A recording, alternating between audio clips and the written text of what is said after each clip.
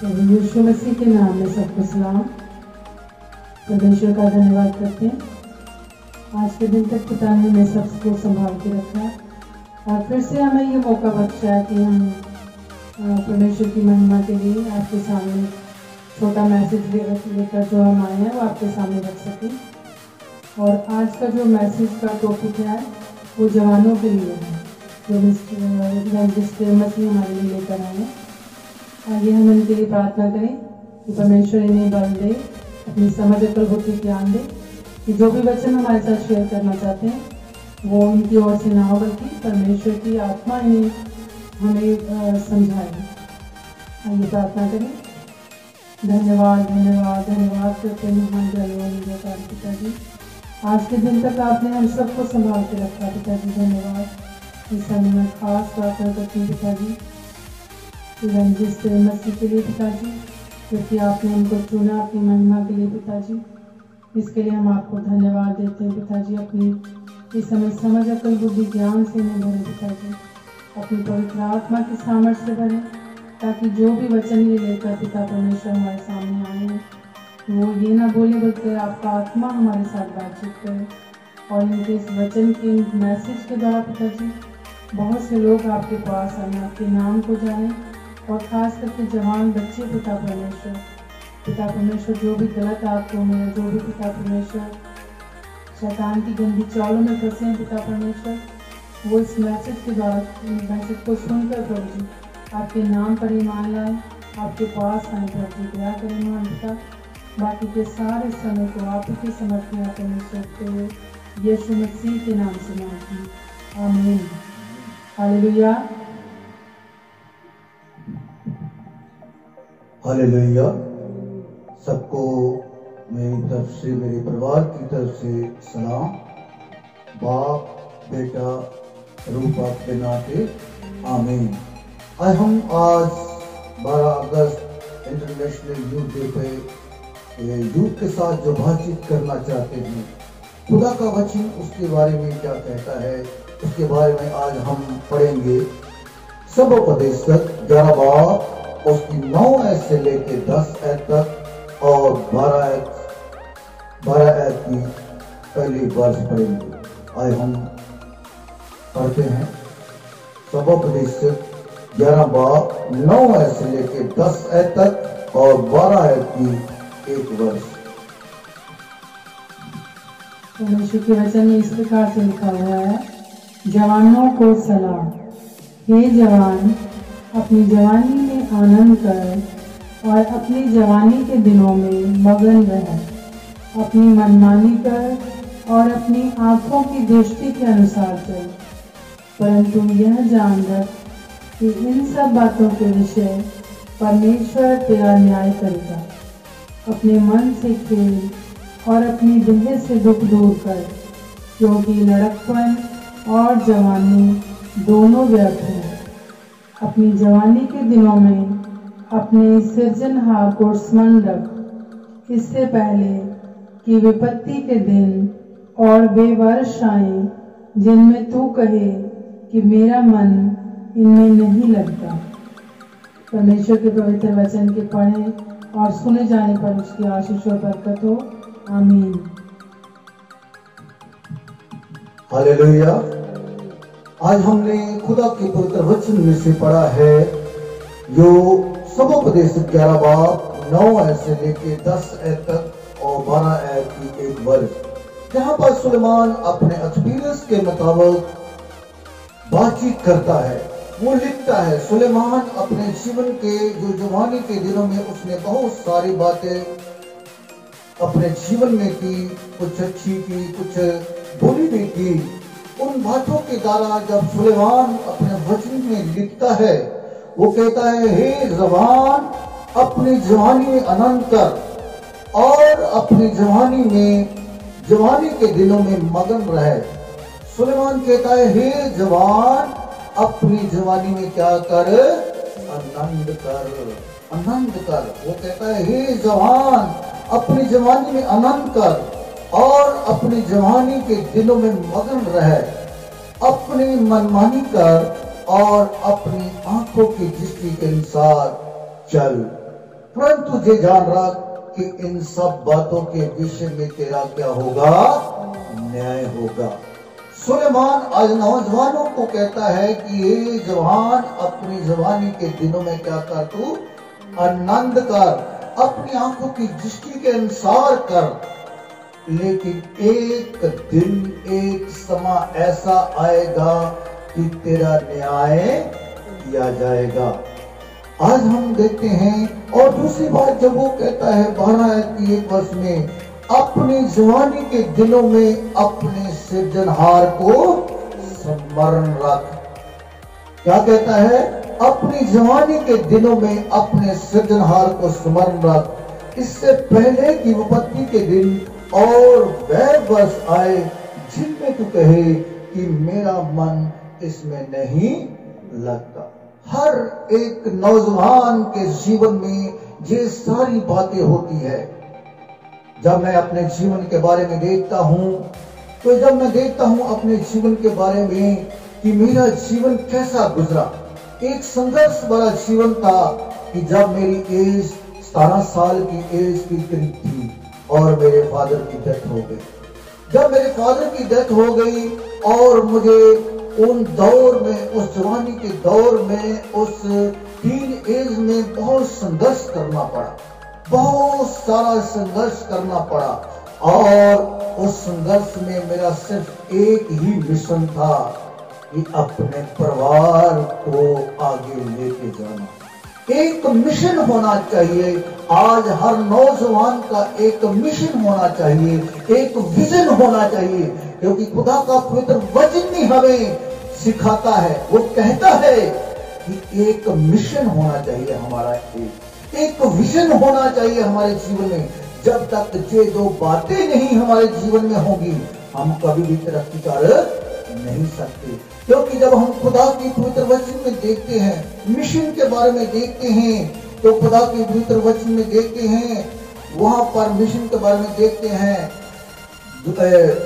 मत्ती रचित सुसमाचार 28 बाब उसकी 19 और 20 ऐप देखते हैं। हमारा मिशन कैसा होना चाहिए, नौजवानों का मिशन जो है वो कैसा होना चाहिए, कैसा बाइबल के मुताबिक, पवित्र वचन के मुताबिक हमारा मिशन होना चाहिए। जब मैं अपनी जवानी के दौर में था, मैं परमेश्वर के साथ जुड़ा रहा, परमेश्वर के हर बार सुबह उठकर परमेश्वर का धन्यवाद करता था, बाइबल पढ़ता था, प्रेयर करता था, और खुदा मुझे आशीष बरकत देता गया, आशीष की आशीष, आशीष का बरकत देता गया।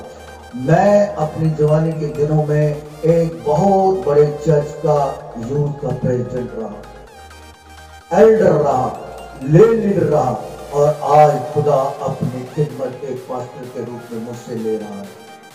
एक जवानी के दिन में जब मैंने परमेश्वर को, अपने सृजनहार को याद रखा, और परमेश्वर ने मुझे बहुत सारी आशीष के बरकत दी। क्या कहता है हमारा मिशन क्या होना चाहिए? परमेश्वर के वचन में हम देखते हैं, मत्ती रचित सुसमाचार 28 बाब उसकी 19 और 20 है। क्या मिशन है हमारा परमेश्वर के वचन के मुताबिक? पढ़ दे। इसलिए तुम जाओ, सब जातियों के लोगों को चेला बनाओ, और उन्हें पिता और पुत्र और पवित्र आत्मा के नाम से बपतिस्मा दो, और उन्हें सब बातें जो मैंने तुम्हें आज्ञा दी है मानना सिखाओ। और देखो, मैं जगत के अंत तक सदा तुम्हारे संग हूँ। आमीन। आमीन। Hallelujah, hallelujah. एक मिशन है, परमेश्वर ने हमें एक मिशन दिया है। क्या मिशन दिया है? परमेश्वर के राज के लिए काम करना। एक मिशन है हमें परमेश्वर ने दिया कि परमेश्वर के राज के लिए हमें काम करना है, कि कैसे हम परमेश्वर के राज को इस धरती पर ला सकते हैं। अगर हमारा मिशन जो है वो फेल हो गया, तो हम कभी भी परमेश्वर के राज को इस धरती पर कायम नहीं कर सकते। आज हमारे यूथ का एक मिशन होना चाहिए कि हम कैसे परमेश्वर के राज को स्थापित कर सकते हैं। क्योंकि हम जब प्रार्थना करते हैं, ये हमारे बाप वहां पर कहते हैं, तेरा राज आए, तेरा राज आए। राज ताई हम स्थापित कर सकते हैं जे हमारे अंदर एक मिशन होगा, एक जज्बा होगा परमेश्वर के लिए, परमेश्वर के कामों के लिए एक जज्बा होगा, एक मिशन लेकर चलेंगे जो मत्ती 28 बाब उसकी 19 और 20 ऐत में लिखा है। तभी हम कामयाब हो सकते हैं। जैसे मैंने अपना एक मिशन था मेरा कि मैं अपने परिवार को अच्छी जगह पर लेके जाऊंगा और अपने परिवार के लिए मेहनत करूंगा, और खुदा ने मुझे आशीष और बरकत दी। आज हम देखते हैं खुदा के पवित्र वचन में कि जो खुदा के साथ बना रहता है, जो खुदा के साथ जुड़ा रहता है, उसको खुदा आशीष और बरकत देता है। जब हम देखते हैं उत्पत्ति की किताब में 37 बाब उसकी 2 आयत में देखते हैं, यूसुफ के बारे में देखते हैं। 17 साल की एज में, 17 साल की एज में, टीन एज में, जंग एज में क्या होता है, वो दर्शन देखता है, वो स्वप्न देखता है। क्योंकि खुदा के पवित्र वचन में जब हम देखते हैं प्रेरितों के काम 2 बाब उसकी 17 आयत में क्या लिखा है, क्या लिखा है। आज हर नौजवान को परमेश्वर उन वचनों के द्वारा आशीष और बरकत देना चाहता है। क्या कहता है, वो कहता है, परमेश्वर कहता है पवित्र प्रेरितों के काम 2 बाब उसकी 17 क्या कहता है, परमेश्वर कहता है कि अंत के दिनों में ऐसा होगा कि मैं अपना आत्मा सब मनुष्यों पर अडेलूंगा, और तुम्हारे बेटे और तुम्हारी बेटियां भविष्यवाणी करेंगी, और तुम्हारे जवान जो है वो क्या होंगे, दर्शन देखेंगे, और तुम्हारे पूर्णिया क्या करेंगे, स्वप्न देखेंगे। परमेश्वर आज हमें अपना पवित्र आत्मा का अभिषेक देना चाहता है। आज हर नौजवान को परमेश्वर जो है वो अपना पवित्र आत्मा का अभिषेक देना चाहता है। लेकिन आज का नौजवान पीढ़ी जो है वो क्या है, वो अपने उस मिशन से भटक गई है। आज वो नौजवान क्या है, वो नशे में जकड़ी हुई है, वो सेक्सुअल कामों में फंसी हुई है। आज वो अपने जीवन को नाश कर रही है, नशे के द्वारा वो अपने जीवन को नाश कर रही है। उनको मिशन नहीं पता कि हमारा पवित्र बाइबल के मुताबिक हमारा मिशन क्या है। बहुत सारे नौजवान चर्च नहीं जाते। आज हमारा मिशन क्या है। आज जब हम देखते हैं यूसुफ के बारे में देखते हैं कि 17 साल की एज में, टीन एज में वो क्या करता है, दर्शन देखता है। क्योंकि खुदा के पवित्र वचन में अभी हमने पढ़ा, और तुम्हारे जवान क्या करेंगे, दर्शन देखेंगे। हालेलुया, विजन देखेंगे। अभी मैंने बात की थी विजन और मिशन के बारे में। दर्शन देखेंगे, विजन एक होना चाहिए, हमारा एक विजन होना चाहिए। जो जब हमारा एक विजन होगा तभी परमेश्वर हमें आशीष और बरकत देगा।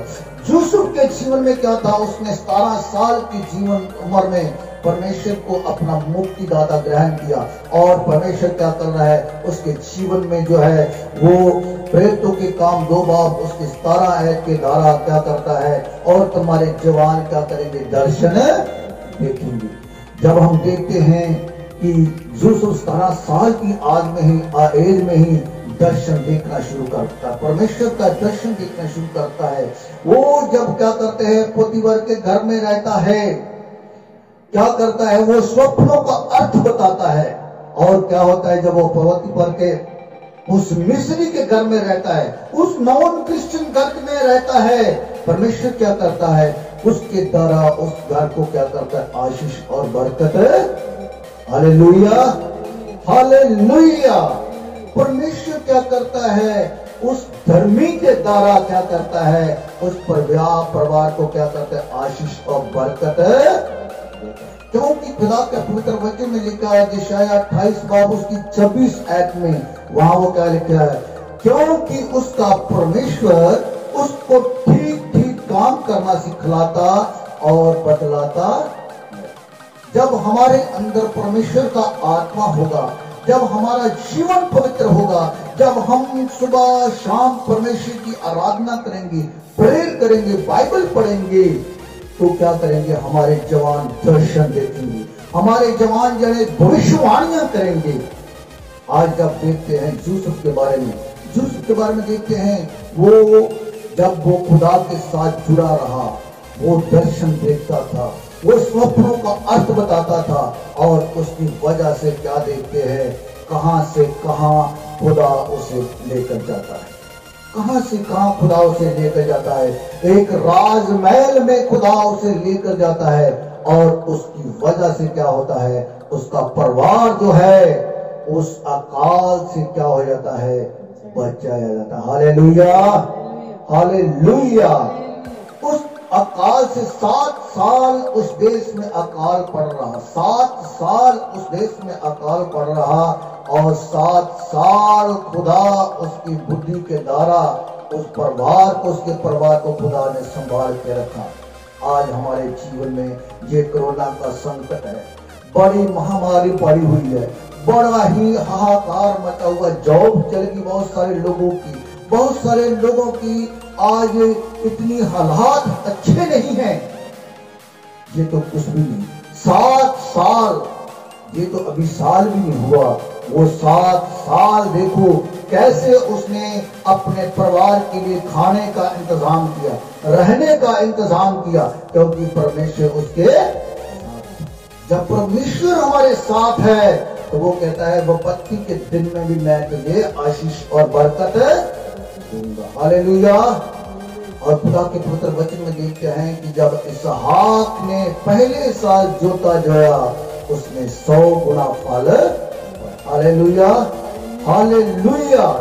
खुदा के लोग जिस काम को भी हाथ लगाते हैं उसमें आशीष और बरकत ही आना शुरू हो जाती है। जब हम दुआ के साथ कोई भी काम करते हैं, जब हम रोज अपने जीवन को परमेश्वर के आगे देते, उसका धन्यवाद करते हैं, तो जिस काम को भी हाथ लगाएंगे खुदा उसमें क्या करेगा, हमें आशीष और बरकत देगा।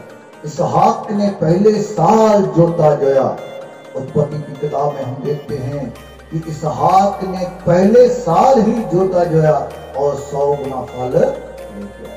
जब हम भी किसी काम को हाथ लगाएंगे खुदा क्या करेगा, हमें आशीष और बरकत देगा। दानियल के बारे में देखते हैं, दानियल भी दर्शन देखता था, स्वप्नों को अर्थ बताता था, कितना बुद्धिमान था। 10 गुना ज्यादा खुदा ने उसे बुद्धि दी थी, और खुदा ने उसे कहां से कहां लेकर गया। आज हमारे जीवनों में खुदा यही चाहता है कि हर नौजवान खुदा के पुत्र वचन के मुताबिक जो उसने प्रेरितों के काम 2 बाब उसकी 17 इसमें लिखा, परमेश्वर कहता है कि अंत के दिनों में, ये क्या है, अंत के दिन चल रहे हैं।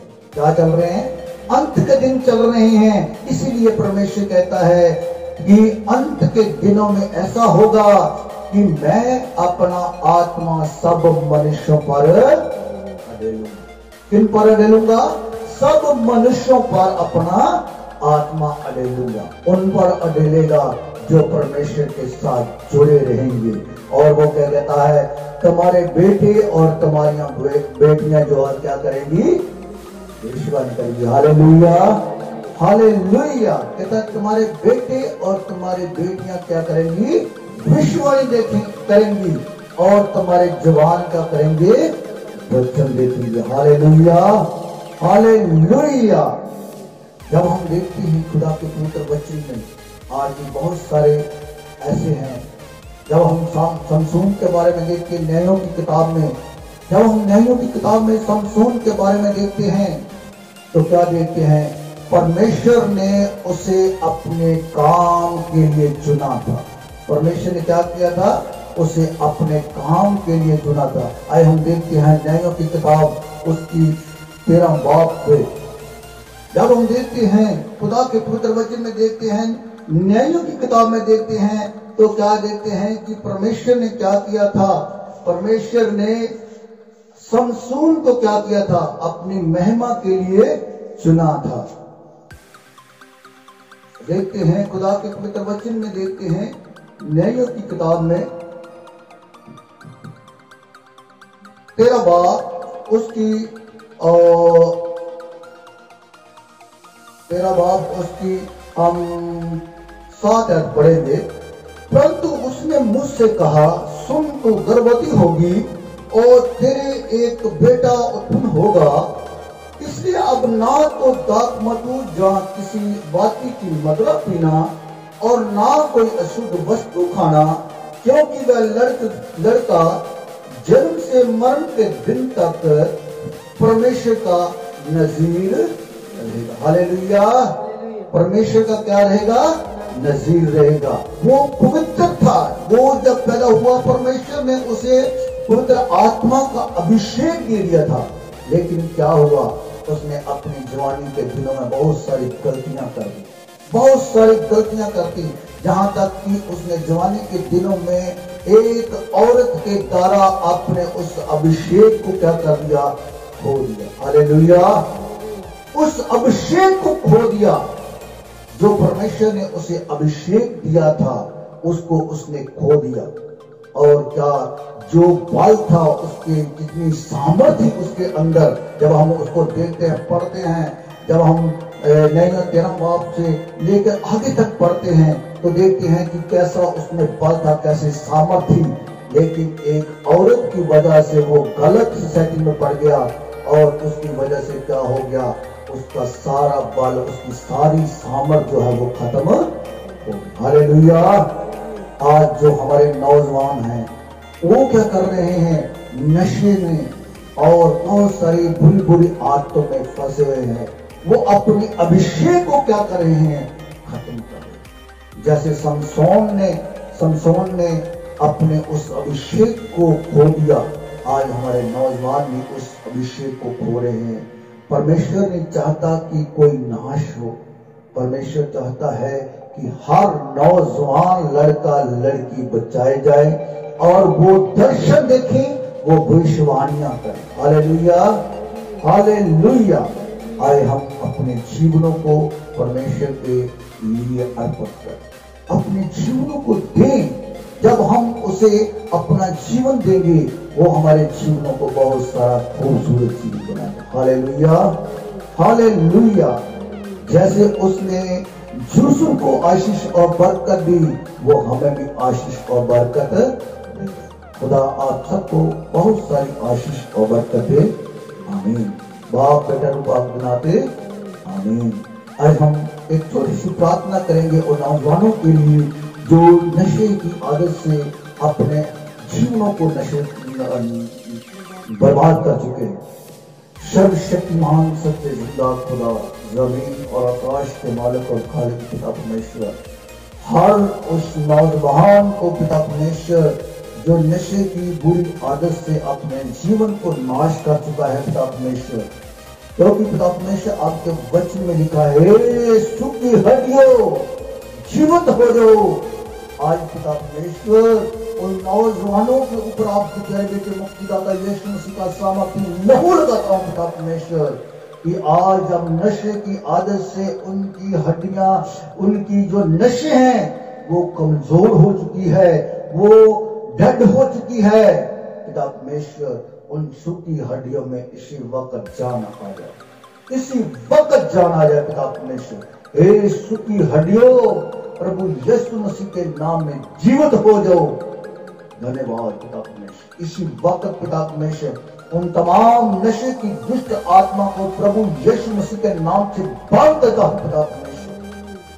हर उस नशे की दुष्ट आत्मा को प्रभु यीशु मसीह के नाम से अंदर लोक में बांध देते हैं पिता परमेश्वर। क्या कर दो पिता परमेश्वर, हर एक बच्चे पर प्यार करे पिता परमेश्वर और उन्हें छुटकारा दे पिता परमेश्वर। इस गंदी आदत से छुटकारा दे पिता परमेश्वर। सब कुछ आपके प्यारे बेटी मुक्तिदाता यीशु मसीह के वसीले से मांगते हैं। आमीन, आमीन। बाप बेटा रूपा बनाते